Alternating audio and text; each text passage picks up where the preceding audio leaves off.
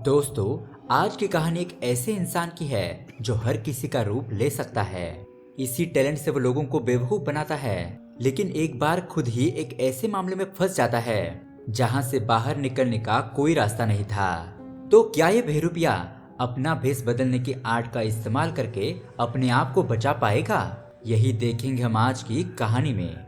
दोस्तों, ये कहानी बहुत ही ज्यादा चौंका देने वाली है और आपने ऐसा पहले कभी नहीं देखा होगा, इसलिए इस वीडियो को एंड तक जरूर देखना। तो दोस्तों, मेरा नाम है किरण और आप देख रहे हैं हॉरर बॉक्स हिंदी। अगर आपको भी ऐसे ही हॉरर और थ्रिलर मूवी देखना पसंद है तो हमारे चैनल को सब्सक्राइब जरूर कीजिए। तो चलिए शुरू करते हैं आज की कहानी। कहानी की शुरुआत होती है एक बूढ़ी औरत की डेड बॉडी से। हम देखते हैं कि कुछ डॉक्टर्स मिलकर उस बॉडी को ले जा रहे थे। उस बॉडी को किसी ने भी आइडेंटिफाई करने से मना कर दिया था और अब इसी वजह से उस बॉडी के सभी ऑर्गन्स को मेडिकल रिसर्च के लिए डोनेट कर दिया जाता है। और अब ये सीन यहीं पर कट हो जाता है। उसके बाद हम एक वकील को हॉलीवुड स्टूडियो नाम के एक स्टूडियो में बैठा हुआ देखते हैं। इस स्टूडियो के मालिक का नाम है गोसुल। वो वकील गोसुल को फोटो दिखाता है और उससे कहता है कि इस आदमी पर वुमन अगेंस्ट वायलेंस का केस चल रहा है और इस आदमी के बदले उन्हें किसी दूसरे इंसान को जेल भेजना होगा। क्या कोई ऐसा इंसान है जो ये काम कर सकता है? अब इतना सुनने की ही देरी थी कि गोसुल हंसते हुए किसी शराफत करीम मायना नाम के आदमी का नाम लेता है। अब यहाँ से सीन शिफ्ट होता है और हम शराफत को देखते हैं। शराफत एक सीधा साधा इंसान है और अपने घर में अकेला रहते हुए ड्रामा स्कूल को चलाता है। वो वहाँ के छोटे बच्चों को एक्टिंग सिखाता है। तभी यहाँ दूसरी तरफ हम देखते हैं मोहल्ले में एक नई लड़की रहने के लिए आती है जिसका नाम है रिद्धि। अब जैसे ही शराफ उसके पास जाता है तो रिद्धि उसे एक मजदूर समझकर कुछ पैसे दे देती है, लेकिन शराफत उन पैसों को असली मजदूरों को देकर वहां से निकल जाता है। उसके बाद शराफत के घर के बाहर एक बच्चा उसका इंतजार कर रहा था जो कि उसी हॉलीवुड स्टूडियो में काम करता है। जैसे ही शराफत अपने घर पर पहुंचता है तो वो बच्चा उसे एक एनवलप देकर वहां से चला जाता है। खैर, अगले दिन रिद्धि अपनी छत से नीचे देखती है तो वहां उसे शराफत दिखाई देता है जो कि वहां के कुछ बच्चों को एक्टिंग सिखा रहा था। और ये चीज देखकर रिद्धि बहुत ही ज्यादा खुश हो जाती है। उसे बहुत अच्छा लगता है। उसके बाद शराफत एक आदमी से मिलने के लिए जाता है जिसका नाम है सिद्दीकी और इसी आदमी पर वायलेंस अगेंस्ट वुमेन का केस चल रहा है। अब शराफत सिद्दीकी से बात करते हुए उसकी नकल करने लगता है। मतलब कि वो जैसा हंसता है, वो जैसा बात करता है, शराफत ठीक उसी तरह से बात करने लगता है। और यहाँ से सीन शिफ्ट होता है और शराफत हमें अपना इंट्रोडक्शन देता है जहाँ पर हम देखते हैं कि शराफत अपने बारे में हमें बताता है कि वो एक बेहतरीन एक्टर है और उसने अपनी आधी से ज्यादा जिंदगी जेल में बिताई है। यहाँ पर हमें पता चलता है कि शराफत कुल मिलाकर 7 बार जेल जाकर आया है। लेकिन दोस्तों, यहाँ पर हैरान कर देने वाली और ट्विस्ट भरी बात यह है कि शराफत ने आज तक कोई भी क्राइम नहीं किया। अब ये सुनकर आप भी यही सोच रहे होंगे कि फिर वो जेल कैसे गया। दरअसल दोस्तों, शराफत का काम दूसरे क्रिमिनल्स की जगह पर जेल में रहने का था और उसके बदले में उसे पैसे मिलते थे और शराफत अपनी जिंदगी ऐसे ही बिताता है। शराफत जिस किसी का भी केस लेता वो उसी की तरह एक्टिंग करने लगता। इनफैक्ट वो उसी आदमी की तरह भेष भी बदल लेता। अब यहाँ पर शराफत ने सिद्दीकी का केस भी एक्सेप्ट कर लिया था, इसीलिए वो बिल्कुल भी उसके जैसा ही गेटअप ले लेता है। अब यहाँ पर सब कुछ उनके प्लान के मुताबिक ही चल रहा था और बीच रास्ते में जब पुलिस की वैन कहीं पर रुकती है तब सिद्दीकी और शराफत अपने आप को एक्सचेंज कर लेते हैं। उसके बाद शराफत खुद सिद्दीकी की जगह पर जेल जाता है। अब यहाँ पर रात हो जाती है और वो सिद्दीकी उसी लड़की के घर के नीचे जाता है जिसके साथ उसने छेड़खानी की थी। वो लड़की उसे देखकर बहुत ज्यादा घबरा जाती है। उसके बाद हम एक न्यूज रिपोर्टर से मिलते हैं जिसका नाम है साबिर हुसैन। दूसरी तरफ जहाँ रिद्धि शराफत के ड्रामा स्कूल के पास से गुजर रही थी तो वो उन बच्चों को देखकर उस स्कूल के अंदर चली जाती है जहाँ पर बच्चे अपने एक्टिंग की रिहर्सल कर रहे थे। अब रिद्धि को बच्चों से बहुत ज्यादा प्यार था, इसलिए अब वो उन्हें रोज मिलने के लिए आया करती। उसके बाद सीन शिफ्ट होता है न्यूज रिपोर्टर साबिर पर जो कि उस लड़की का इंटरव्यू लेने के लिए आया था, लेकिन उसके पिताजी इंटरव्यू देने से मना कर देते हैं। लेकिन अब साबिर की आवाज सुनकर वो लड़की नीचे आ जाती है और इंटरव्यू देने के लिए रेडी हो जाती है।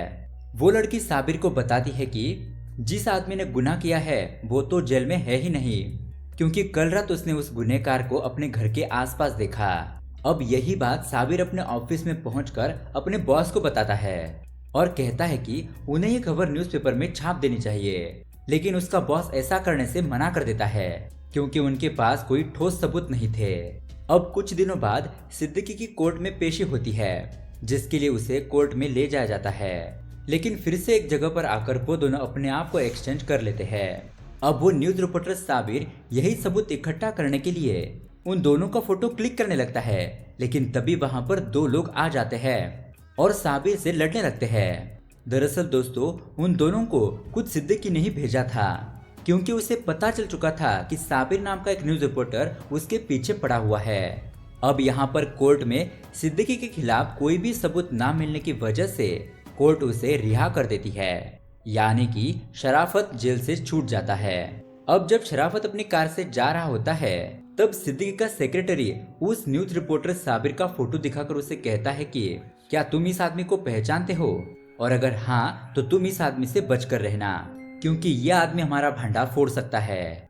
उसके बाद दोस्तों शराफत वापस अपने ड्रामा स्कूल आकर अपनी आम जिंदगी जीने लगता है। यहाँ पर वो रिद्धि को देखता है जो कि उन बच्चों को ड्रामा का क्लास दे रही थी। यहाँ रिद्धि शराफत को पहचान लेती है कि उसने उस दिन उसे पैसे दिए थे और इस बात के लिए रिद्धि उससे माफी भी मांगती है। उसके बाद ऐसे ही दिन बीत जाते हैं और उन दोनों की मुलाकात बढ़ने लगती है और इसी के साथ उन दोनों में अच्छी फ्रेंडशिप हो जाती है। यहाँ दूसरी तरफ हम उस न्यूज रिपोर्टर साबिर को देखते हैं।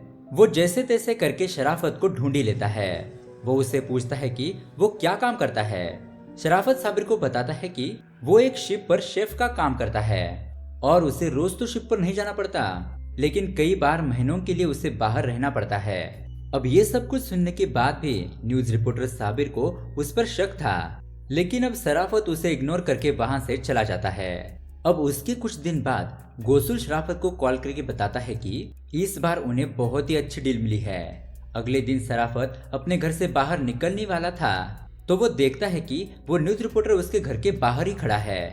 इसलिए अब शराफत छुपते हुए अपने घर के पिछले रास्ते से चला जाता है। वो गोसुल के बताए हुए एड्रेस पर पहुंच जाता है और दोस्तों यहाँ पर जो केस था वो बिल्कुल भी अलग था। उस फैमिली का एक बेटा है जिसका नाम है लड्डू और उसकी दिमागी हालत ठीक नहीं है। जब लड्डू अपने ड्राइवर के बेटे के साथ छत पर खेल रहा था, तब लड्डू ने ड्राइवर के बेटे को खेलते खेलते धक्का दे दिया, जिस वजह से ड्राइवर के बेटे की वहीं पर मौत हो गई।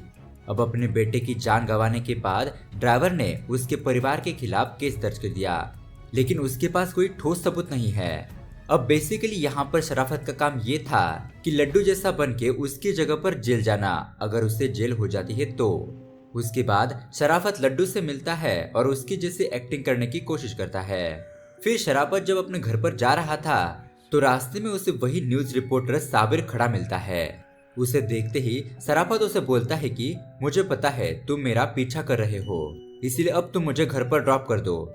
फिर क्या था, साबिर उसे उसके घर पर छोड़कर चला जाता है और अगले दिन फिर से वो शराफत के घर के बाहर खड़ा था। अब यहाँ पर शराफत फिर से उसे देख लेता है और छुपते हुए ऑटो में बैठकर चला जाता है, लेकिन इस बार उसे साबिर देख लेता है और साबिर उसका पीछा करने लगता है।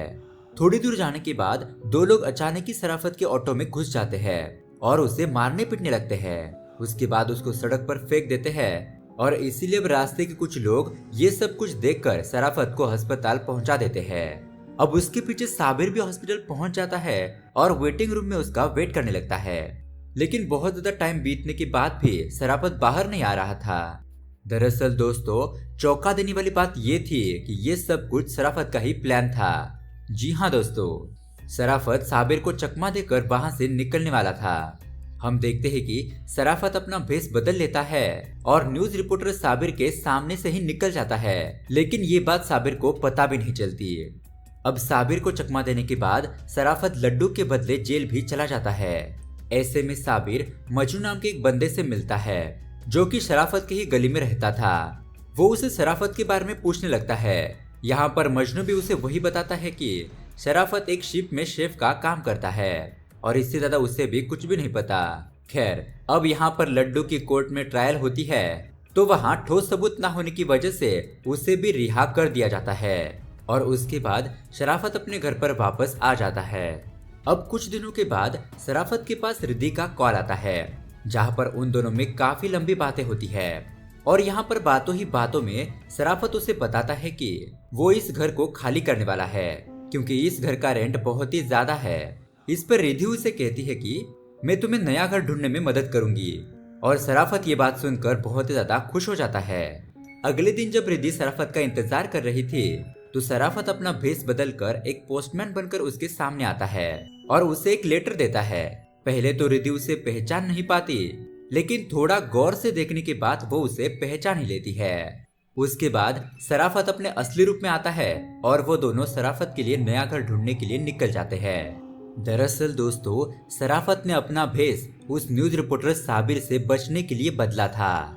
खैर, अब घर देखते देखते उन्हें एक घर पसंद आ जाता है और कुछ ही दिनों के बाद शराफत यहाँ पर शिफ्ट भी हो जाता है और यहाँ पर ये दोनों एक दूसरे के बहुत करीब आ जाते हैं।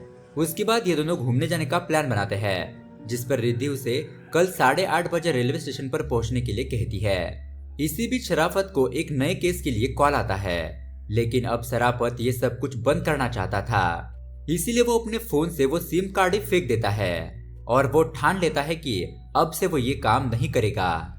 अगली सुबह जब शराफत अपना बैग पैक कर रहा था, तो तभी उसके घर पर कुछ गुंडे आ जाते हैं और उसे किडनैप करके ले जाते हैं। इसी दरमियान शराफत को रिद्धि का कॉल आ रहा था और वो गुंडे उसका फोन छीनकर कार के बाहर फेंक देते हैं। वो गुंडे शराफत को एक बिल्डिंग में ले जाते हैं, जहां पर कई सारे लोग थे। जब शराफत अपनी आंखें खोलता है, तब ठीक उसके सामने एक आदमी बैठा था और उस आदमी की शक्ल बिल्कुल भी शराफत जैसी थी। दोस्तों, इस आदमी का नाम होता है निजाम चौधरी। निजाम एक बहुत बड़ा पॉलिटिशियन है और उसने किसी का मर्डर कर दिया है, इसलिए वो चाहता है कि शराफत उसके बदले में जेल जाए। निजाम कहता है कि उसे मर्डर करते हुए किसी ने नहीं देखा, इसलिए कोई भी विटनेस नहीं है, जिस वजह से शराफत को कुछ ही दिनों के बाद जेल से रिहा कर दिया जाएगा। और ऐसा नहीं हुआ तो खुद निजाम उसे जेल से निकलवा देगा और इसके बदले में उसे ढेर सारा पैसा भी मिलेगा। अब काफी देर तक बात करने के बाद शराफत भी ये ऑफर एक्सेप्ट कर लेता है, क्योंकि अब उसे भी पैसों की जरूरत थी। दूसरी तरफ रेलवे स्टेशन पर रिद्धि काफी देर तक शराफत का इंतजार करती रहती है और उसके ना आने पर वो शराफत के घर की ओर निकल जाती है। जब वो शराफत के नए घर पर पहुंचती है, तो उसे वो घर बंद मिलता है, क्योंकि अब तक तो निजाम की जगह पर पुलिस शराफत को जेल में ले जा चुकी थी। अब अगले दिन न्यूज रिपोर्टर साबिर टीवी पर ये न्यूज देख लेता है, तो उसे कुछ गड़बड़ दिखाई देती है। वही यहाँ जेल में शराफत को काफी अच्छी फैसिलिटीज मिलती है, क्योंकि निजाम एक पॉलिटिशियन है। लेकिन दोस्तों, यहाँ पर आता है बहुत बड़ा ट्विस्ट। कुछ ही दिनों के बाद कोर्ट की तरफ से ये साबित हो जाता है कि निजाम ने ही वो मर्डर किया है, इसीलिए कोर्ट उसे फांसी की सजा सुनाती है। अब दोस्तों, ये सुनकर तो शराफत के होश ही उड़ जाते हैं। मतलब कि वो कुछ ही दिनों के लिए जेल में रहने के लिए आया था, लेकिन यहाँ तो उसे फांसी तक पहुंचाने की बात हो रही है। अब वो डर के मारे निजाम को कॉल करके सब कुछ बता देता है, जहाँ पर निजाम उसे शांत करता है और कहता है कि वो बाहर से सब कुछ ठीक कर देगा और उसे जेल से निकलवा देगा। अब ऐसे ही कई दिन बीत जाते हैं और शराफत उसी जेल में कैद हो जाता है और यहाँ पर ना ही उसे कोई मिलने के लिए आता है। शराफत एक लप्पू मियां नाम के कांस्टेबल को पूछता रहता है कि उसे मिलने के लिए कोई आया, लेकिन हर बार वो कांस्टेबल उसे नहीं कह देता है। यहाँ बाहर निजाम अपनी बातों से मुकर जाता है। वो अब ये तय करता है कि वो शराफत को जेल से बाहर नहीं निकालेगा और वही उसे मरने के लिए छोड़ देगा। उसके बाद यहाँ पर न्यूज रिपोर्टर साबिर मजनू के पास पहुंच जाता है। निजाम और शराफत के बारे में उसे पूछने लगता है।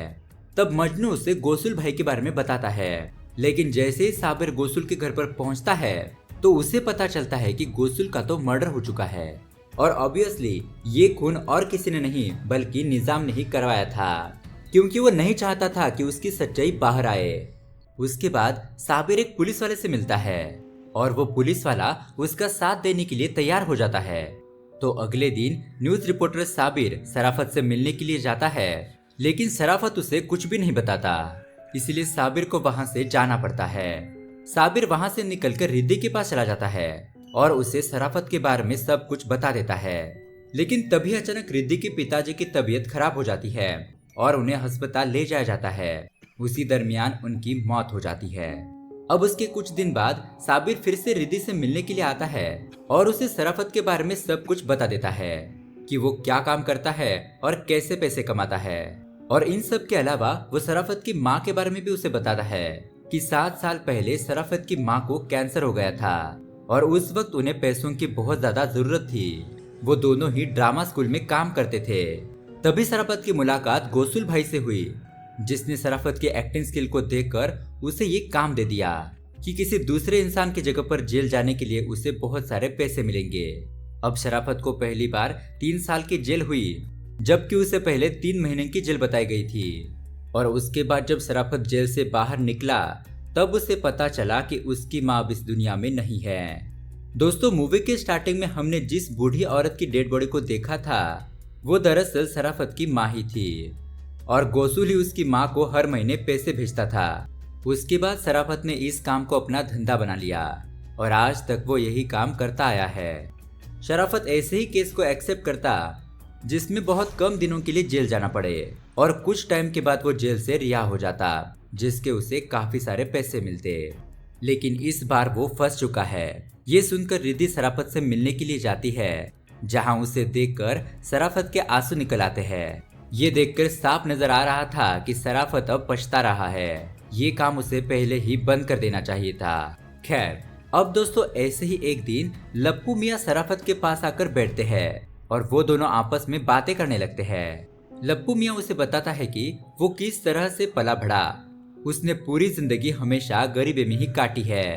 अब ये सब कुछ सुनकर शराफत लप्पू को अपनी बातों में फंसा लेता है और उसे कहता है कि तुम मेरी जगह पर आकर रह सकते हो, क्योंकि जेल में रहने के बाद भी मैं यहाँ पर आलीशान जिंदगी जी रहा हूँ। शराफत उसे कहता है कि तुम एक जगह मेरी जगह पर आकर तो देखो, अमीरी क्या होती है ये तुम्हें पता चलेगा। अब इमोशनल होकर लप्पू भी शराफत की बातों में आ जाता है और अंदर जाकर आपस में ये दोनों कपड़े बदल लेते हैं। फिर शराफत बाहर आता है और लप्पू की एक्टिंग करते हुए जेल से फरार हो जाता है। जब तक ये बात जेलर को पता चलती है उस टाइम तक शराफत अपनी शराफत का फायदा उठाकर वहां से भाग चुका था।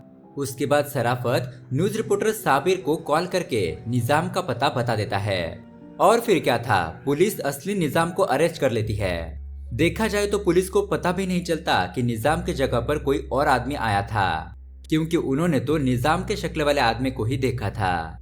अब कहानी के एंडिंग में क्रिमिनल पकड़ा जाता है और उसके बाद हम देखते हैं कि शराफत और रिद्धि अपने स्टूडेंट का ड्रामा देख रहे थे और यहीं पर ये कहानी एंड हो जाती है।